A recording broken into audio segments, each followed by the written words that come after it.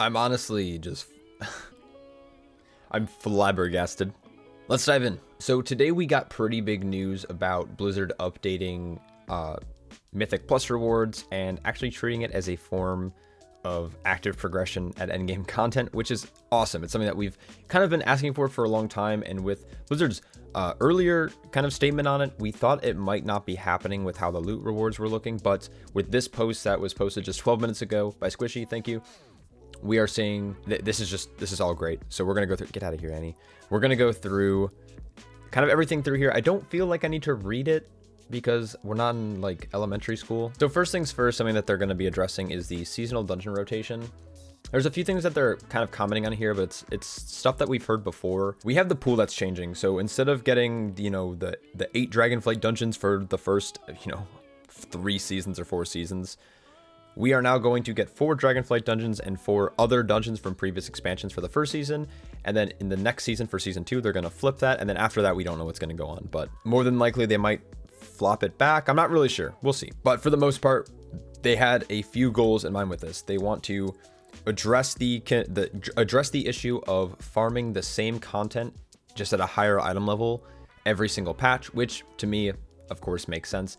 They also want to reward Mythic Plus players with a sense of exploration, is how they put it in here, that every new season feels good. There is kind of this diminishing return of learning while you're progressing through a season, where you'll learn a lot pretty quickly at the start, and then as time goes on, you start to learn like the little tiny nuances, and then you get down to like kind of min-maxing your, positioning and how to stack mobs up.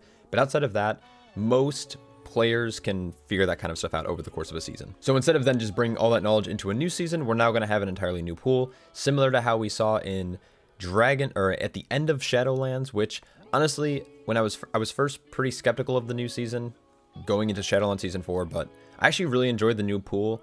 I felt like the learning curve wasn't too crazy, but again, it's going to be different for everyone. And the last reason that they're doing this is to address toxicity, but the way that Blizzard put it, which is so corporate, is they want to remove the heavy social pressures from like new players.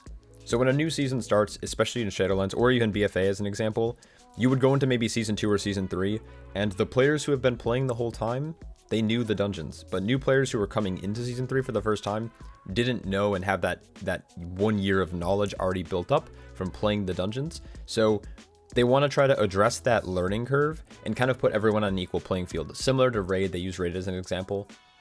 A new Raid comes out, everyone kind of has to learn. I mean, yeah, you have beta testers, you have people who like spend a lot of time kind of prepping that stuff, but in general, every new Raid season, there is a new sense of exploration and, an even playing field that every player goes through.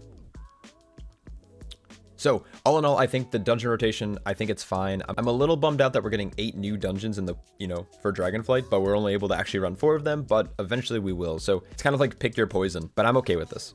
They also talked about seasonal affixes, and they kind of addressed exactly how they view seasonal affixes and how they want to tackle it going forward. So they see it as a way to kind of shake things up in a season and add like thematic flavor. They use N'Zoth, like Awakened affix as an example, as well as Prideful, but almost every seasonal affix, I think by most Mythic Plus players who've been playing for a long time, pretty much remember every seasonal affix. You remember your little infested Kahuni boys, you remember Reaping, you obviously, well, maybe you don't remember Beguiling, but that affix is horrible.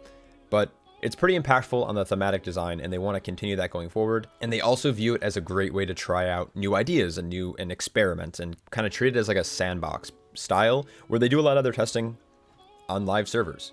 But then they mention kind of the downsides of seasonal affixes, especially when you get into complex, strong seasonal tiers. So for example, while Prideful was pretty simple, it offered a pretty big power curve.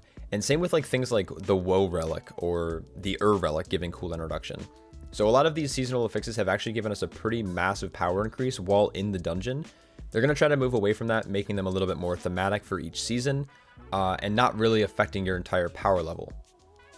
So we're going to be able to test the new seasonal effects soon. It's called Thundering, which is based around the first boss, the Primalists, for the first raid. So we don't know exactly how it's going to interact yet. There's some speculation out there, but until testing is available, we don't know. But I'm excited to test this out. But they also mentioned that more than likely it's going to have heavy reiterations on it, and then they're going to try to functionally change it if there's any issues. But we're going to be able to test that very soon. So I'll, of course, let you guys know what that looks like once we can start testing.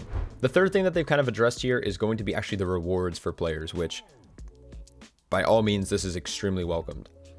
So what they talked about in this part of it was mostly how they feel like for Mythic Plus to actually be a form of progression. Of course, they want dungeons to feel new, but the problem in previous expansions was going from season to season, you actually felt like you couldn't learn as much, so the progression kind of got short-circuited is the word in terms that they used. Because most of the dungeon knowledge you would learn in season 1, and then going into season 2, the only thing you would really have to change is like getting used to kind of external tertiary borrowed power sources, so things like additional legendaries and tier sets that we saw in season 3 and 2 and 3. But outside of that, like there wasn't much that interacted with a new dungeon pool, so that kind of goes back to them rotating their dungeons.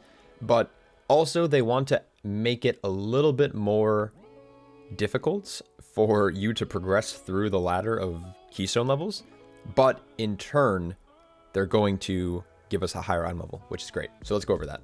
I'll come back to the scaling in a second, but when we come to the rewards, we're seeing that you now, to get the top Great Vault or the top end of Keystone run, you're going to see that all the way at plus 17 instead of what we used to see, which was plus 15.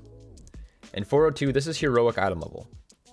And then the vault rewards mythic item level. So if you're able to do 17s, which is, I think, personally great. I know some people who are primarily raiders will have probably a small issue with that, but I like this change a lot. And then on top of that, while the 20 level won't reward any higher gear, the vault will actually drop even higher mythic level. This is, so mythic starts in this new season at 415, but we are now going to see an item level all the way to 421 for players who can do 20s, which will cap it out, which is great. But the other great change is the Valor spending that you're going to have access to. So here we are seeing that this would be normal in a normal season where you're able to upgrade your loot just below mythic item level. But now with the new change and the new tier bracket here at 2400, which is, I think this will be 20s across the board. Assuming there's 8 dungeons in the pool, we'll probably see very similar IOs as we did in season 4. So 2400 should be about 20s across the board. I would imagine. It might change, not sure yet. But that will allow you to actually upgrade gear instead of just below mythic quality to actual mythic quality, which is a great change. Especially once they uncap Valor, if they ever decide to, we're going to be able to pretty much farm mythic gear as you wish. Obviously, you're not going to have access to raid loot, but with the raid loot being a little bit smaller of a pool because there's only 7 bosses, this is an outstanding change. Really quickly, let's talk about the scaling. The scaling is a little bit different. So after level key, after 10s, once you hit 11 and higher, they're going to increase the rate at which enemies gain health and damage from 8% to 10%. Now, from 11 to 12 and from 12 to 13, you're not going to notice that much of a difference. But from 15s to 20s, you're going to probably notice a pretty big jump. So it's going to make getting to 20s probably a little bit more difficult for a lot of players. And when I say like more difficult, I just think it's going to be a little bit more of a challenge. And you're not going to be able to just go from like 15s to 18s right away. Like that's actually going to be a form of progression. Again, we have to see how it plays out, but this change is something that we used to see actually numbers this high in previous expansions before, but with certain power levels that we would see increasing from both affixes as well as external power sources, this number made sense. So we're going back to kind of an old system, which is good. I think this change is going to be super nice at the end of the day. So this all kind of works together. Huge fan. This is where I was like taken aback. I didn't realize that they were going to actually do this because last time they posted, they said gear's going to cap out at 18s and the reward was only going to be 415, which made a lot of Mythic Plus players really nervous, but big old thumbs up. All right, and the last thing that I want to talk about is at the very end of the article, they're actually shortening the affix rotation.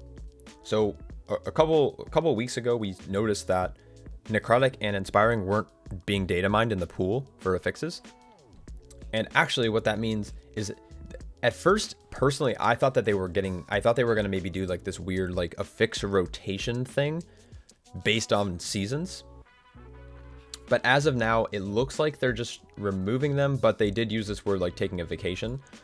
But here's their idea. They're removing Inspiring and Necrotic. So Inspiring, they think, is a good affix for changing up how you address certain pulls and changing up your gameplay when you have knowledge of a dungeon, but because we don't have the knowledge of these dungeons yet, they think that it's going to be punishing while you're learning. That's why they are removing Inspiring, which I think is a fine change. I think Inspiring wasn't like the worst affix in the world. It definitely slowed down runs, but when you're learning like what to kick and what you need to CC, having Inspiring in a pull is definitely pretty frustrating, especially when those mechanics start to like, you know, do a lot of damage in one shot, and then healers need to kind of learn to prepare for those types of things. And while you're learning a new season, that's not necessarily the greatest thing in the world. They also said they think Necrotic originally was a pretty good affix and intended to challenge tanks, but with the way that route responsibilities were kind of adding up over the kind of the progression of Mythic Plus, they feel like it puts too much pressure on the tank, so they're giving this affix a vacation for some time. I hope it comes back personally. I don't mind the affix, but definitely a good tank. It's a good affix to see go, if I'm being honest. Those two being removed, they're actually not adding any new affixes, so we're actually going to see a shorter affix rotation in general, which I think is a great thing, because oftentimes what we would see is there is a prime week to push on Fort Week and on Tyrannical Week, and then outside of that, it was fairly difficult to progress in longer seasons. So with a shorter affix rotation, we're going to see us seeing this good affixes come around again, however those might turn out, and it'll actually allow for a more fluid progression curve through progressing IO. Outside of that, they are, I think everything in here is looking good. They ended it with, they ended the article saying, "We're excited to see how this plays out and looking forward to trying out further changes in Season 2 and beyond. While it's too early to make promises, this may include things like swapping out more affixes, changing the level at which different affixes become active, or perhaps even trying a new affix category entirely." So yeah, that's pretty much the article. I'm extremely excited about how it's going to play out. These are all great changes, especially someone who, like me, who spends most of their time in Mythic Plus. GG Blizz, GG on this one. I will leave this article down in the description if you guys want to read it for yourself if you haven't found it already. Let me know what you guys think as well. I'm excited to hear your comments down below. The affix testing should be available at some point this weekend, according to one of Blizzard's blue posts. So we will, as soon as I start testing some of that, I will give you guys my feedback. But until then, I hope you guys are all staying happy, healthy, and I'll catch you all in the next one. Take care.